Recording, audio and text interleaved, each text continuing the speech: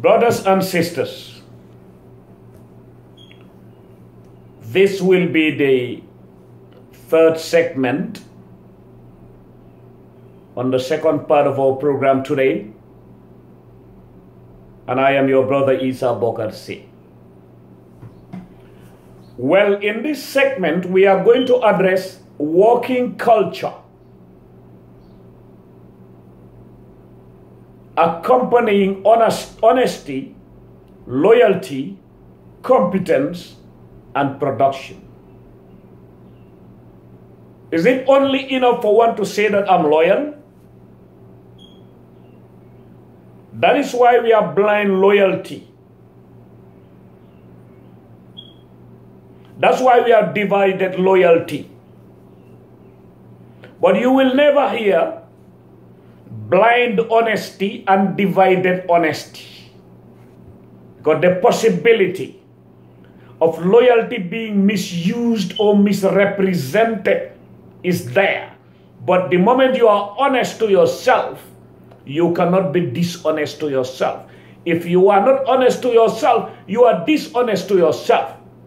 Honesty cannot be divided. Absolutely not.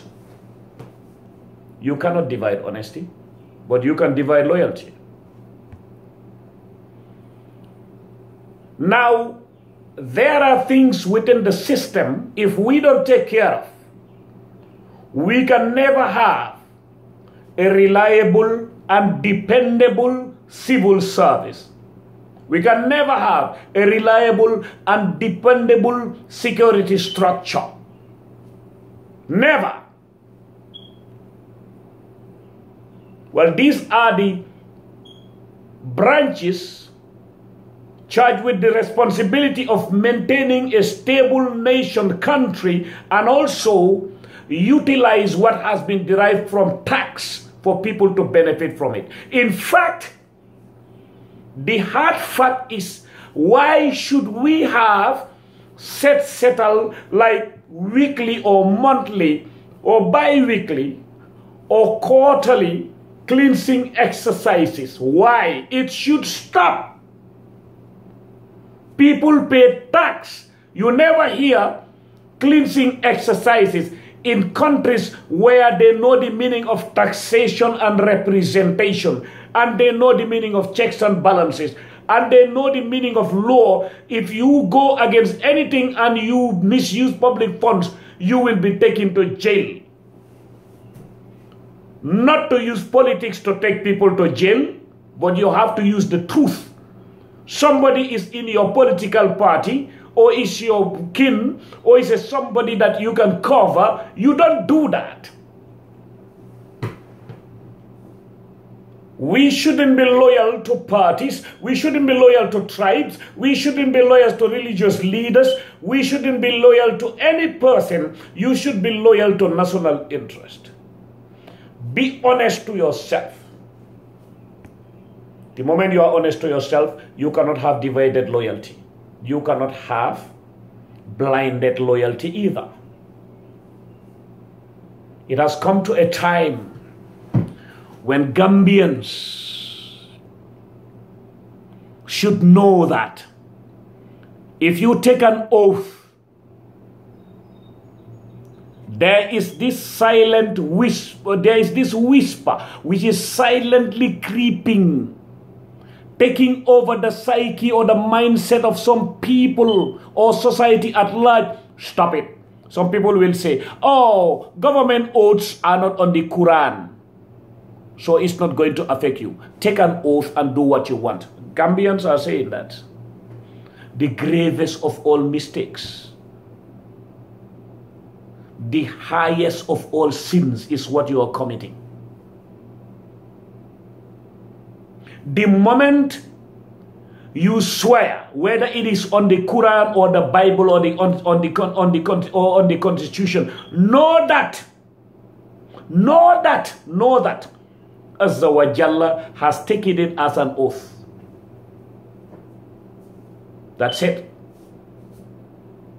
Now, if you work at the seaport, there has come a time, or you work at the airport or Gamtel, there has come a time where we must know that changing the working culture is not changing the working hours. That's different.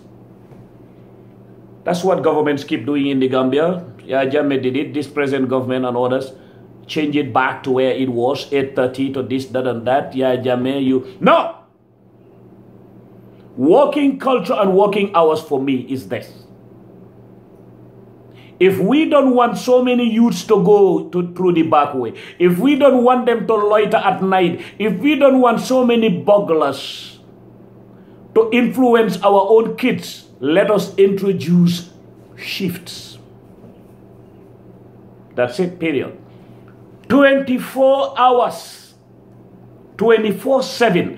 The ferry shouldn't stop. A poor country like the Gambia, people will tell you, be quick, because I want to put this car in, we are going to go home. Everybody is lazy mentally and physically. The ferry shouldn't close. Gampel shouldn't close. Airport shouldn't close. AfriCell shouldn't close.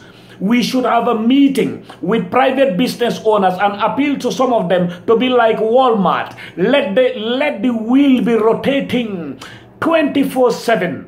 Shifts should be introduced in the Gambia. First, second, third. Work non-stop. Then you will not beg any other country. Work, Gambians. Work. You have to work. Shift should be introduced in the Gambia. At the ferry terminal, it should be 24/7. When these people close, bring others. Train more engineers to run the ferry.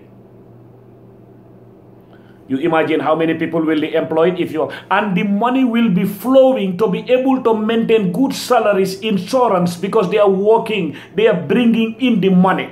The airport should be 24/7. GPA 24/7, GRA 24/7, Gamtel 24/7, all the national carriers 24/7, the bus service 24/7, absolutely, and the taxis 24/7. We appeal to supermarkets and garages 24/7. The moment people keep working 24/7, there will be no more going through the back way, and there will be less crimes because the youths will be engaged. When we talk of employment, everybody thinks about government. That is employment. Work. You have to work. You have to work. 24/7. Shift should be introduced in the Gambia. Work. Midday in Gambia is midnight in China. So if you have somebody in the office 24/7, nothing will stop. It will keep rotating, and those countries will see us as a very reliable and dependable partner. That's it. Thank you.